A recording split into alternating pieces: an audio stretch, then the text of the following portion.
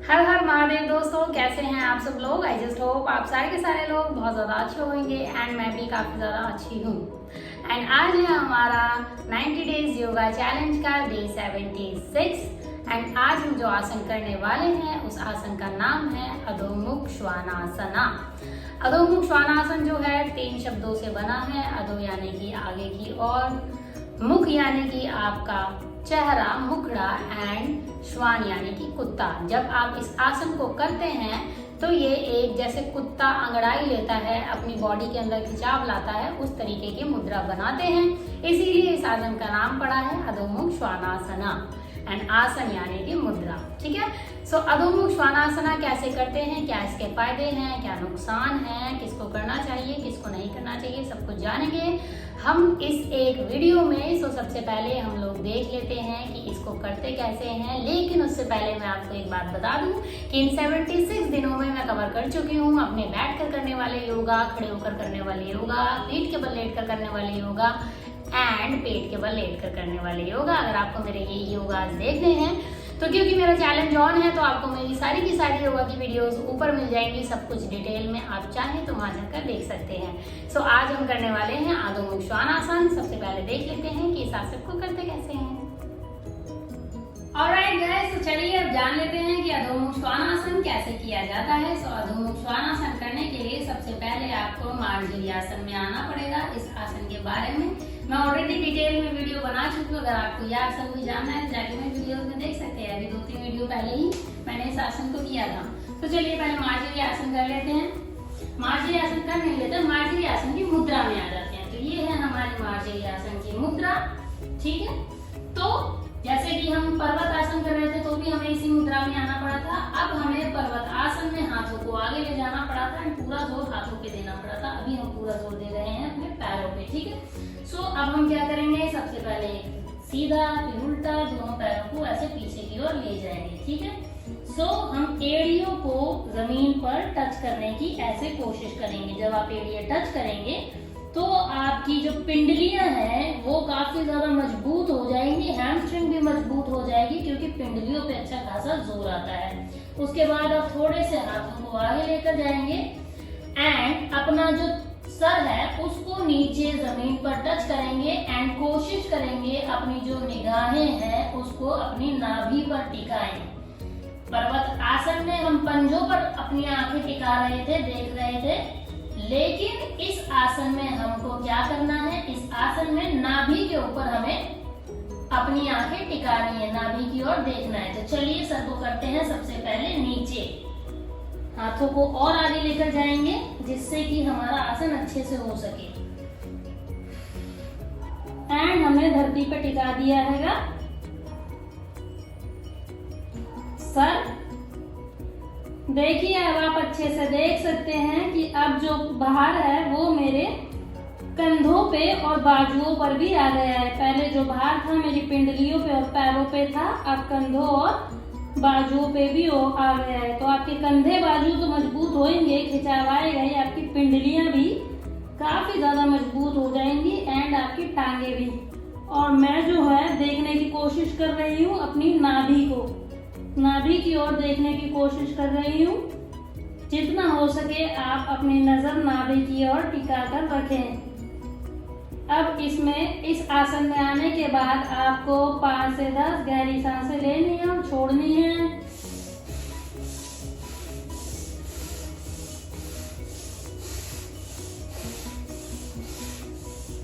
उसके बाद वापस से मार्जरी आसन में आ जाना है। मार्जरी आसन में आके वज्रासन की स्थिति में आ जाना है।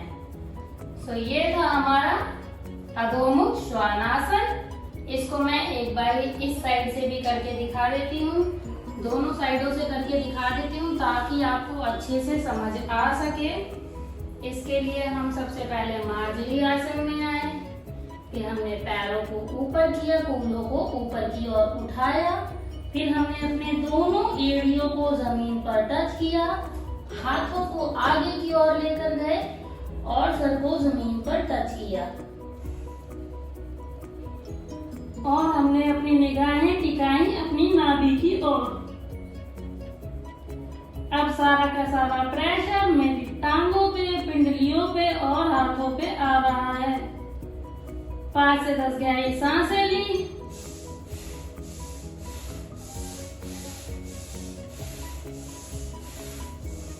उसके बाद वापस आ गए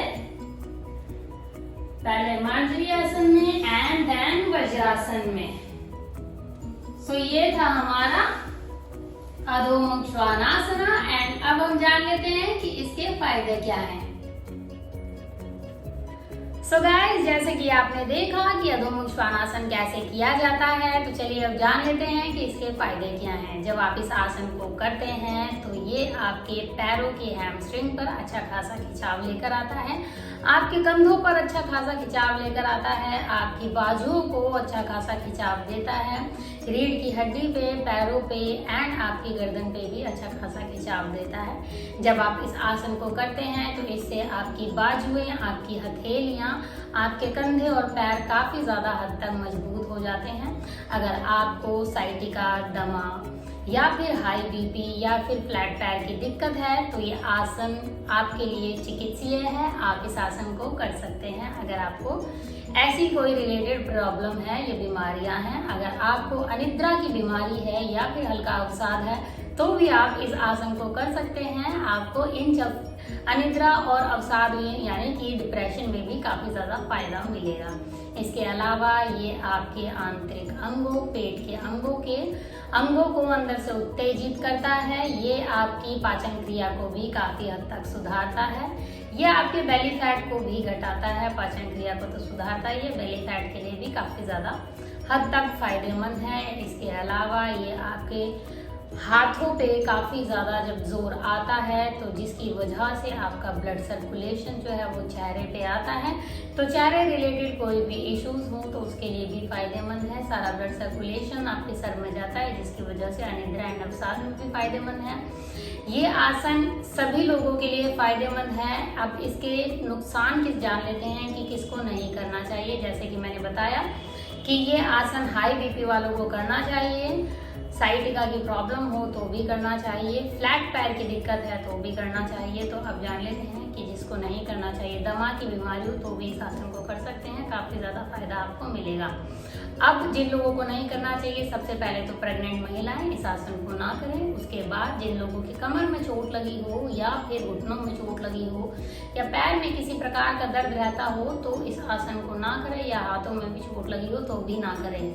इस आसन को करने के लिए बहुत ज्यादा जोर ना लगाएं। अगर नहीं हो रहा है तो छोड़ दीजिए, धीरे धीरे धीरे धीरे आप करना शुरू करें। सबसे पहले आसान आसन करें, उसके बाद आप इस आसन को कर सकते हैं। आप इस आसन से पहले आसान जैसे कि पर्वत आसन, इससे थोड़ा सा आसान है, उसको कर सकते हैं। पर्वत आसन भी एकदम सेम इसी मुद्रा में होता है, लेकिन पर्वत आसन से ये थोड़ा सा अलग है। पर्वत आसन में आपको एड़ियां जो है ऊपर करनी होती हैं, इस आसन में आपको एड़ियां जमीन पर, धरती पर टच करनी होती है। तो इस आसन के मैंने आपको नुकसान बता दिए जिनको नहीं करना चाहिए, फायदे बता दिए। आप जान लेते हैं कि कितनी देर तक इस आसन को करना चाहिए। इस आसन को जब आप करेंगे, जब आप अधोमुख श्वानासन की मुद्रा में होंगे तो उस टाइम पे आप 5 से 10 गहरी लंबी सांसें लें और छोड़ें। ये टोटल मिलाकर आपके 30 से 60 सेकंड हो जाएंगे। जब आप इसको 30 से 60 सेकंड तक करने लगे बिना किसी जोर के, फिर आप इसे बढ़ाकर 90 सेकंड तक कर सकते हैं। 90 सेकंड से ज्यादा इस आसन को ना करें। 90 सेकंड तक ये आसन करना फायदेमंद है और इसको नियमित रूप से करें। अगर आपको फायदे चाहिए तो आपकी हैमस्ट्रिंग भी आपको स्ट्रांग चाहिए। कई लोगों की हैमस्ट्रिंग में तो इतना ज्यादा दर्द होता है कि मतलब उनके पैर सीधे ही नहीं खुल पाते। जब आप ये आसन करेंगे तो पैर इतने ज्यादा लचीले हो जाएंगे, आप स्प्लिट भी खोल लेंगे। तो इस आसन को जरूर करना चाहिए। अगर आपको अपने पैर लचीले चाहिए, अपनी जो मांसपेशियां हैं आपके पैरों की वो लचीली चाहिए, तो इस आसन को जरूर करना चाहिए। कितनी देर तक करना चाहिए, नुकसान बता दिए, फायदे बता दिए। तो क्योंकि मैंने इस आसन के बारे में सब कुछ बता दिया है तो इसीलिए आज का वीडियो करती हूँ मैं यहीं पर खत्म। Thank you so much guys for watching my video. Stay connected. कल हम फिर मिलेंगे नए आसन के साथ। तब तक के लिए take care, have fun, bye and Har Har Mahadev.